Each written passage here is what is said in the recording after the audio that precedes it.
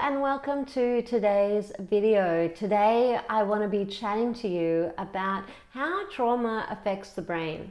So lots of people talk about this subject and it's one of my areas of special interest. It's something that comes weaving into many of the sessions I share in my practice, and it's something that is a really important subject that often gets quite complicated, and I just want to make it super simple because trauma affects all of us in many ways, not just the big T traumas, road accidents and murder and death and destruction on a large scale, but traumas can also affect us on a daily level with those small T traumas, like feeling embarrassed, feeling shame, feeling worried, feeling anxious, feeling afraid, feeling, challenged by social situations. There's so many different types of trauma and stress, and so it's good to understand how it affects the brain. So this is going to be a short video on just that.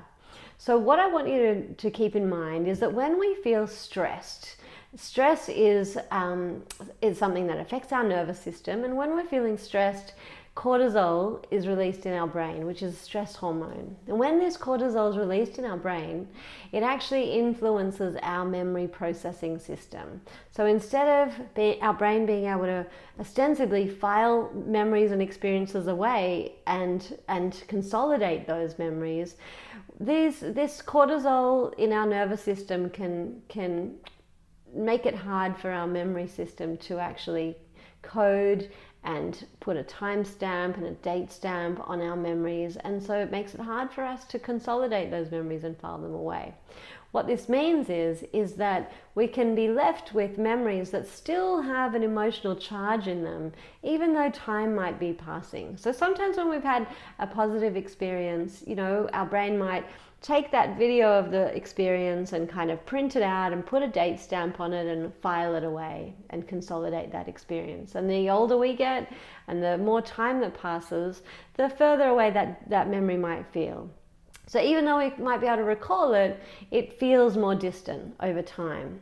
But what happens when we're faced with a stressful or traumatic experience is our brain experiences this stress response, which affects our memory system. So instead of our brain taking this clear panoramic video of what's happened and printing it out and putting that date stamp on it, it forgets to do some of those steps. And sometimes that means we can be left with, fragments of memories, or, even though a lot of time's passed, when we think about that experience, it can still have a strong emotional charge attached to it.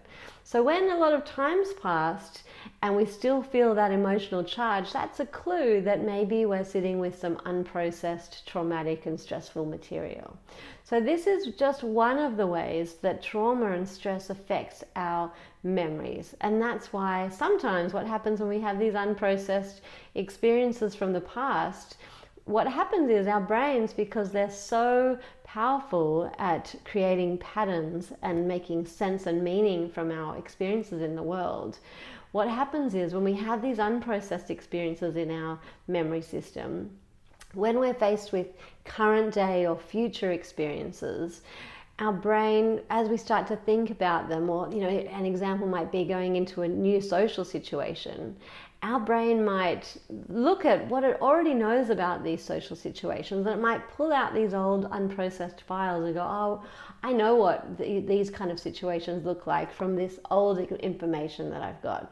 So if we've had negative experiences to do with, say, social situations and interacting with people, then when we go into the next one, our brain pulls out those old files, and then our nervous system might activate, and we might start to feel anxious and stressed about this next presenting situation because of the unprocessed experiences we've had from the past. So this is how past experiences can influence our present day and our future worry and anticipation about events that we're heading into. So it's just so fascinating to understand the brain and how it works. And when we understand that, our brain is a meaning-making machine, it's constantly having experiences and storing those experiences and creating patterns of understanding so that it can make sense of the next things things that we're heading into. This is something that has allowed us to stay higher up the food chain than other mammals, because we have this incredible capacity to make sense and meaning from our world.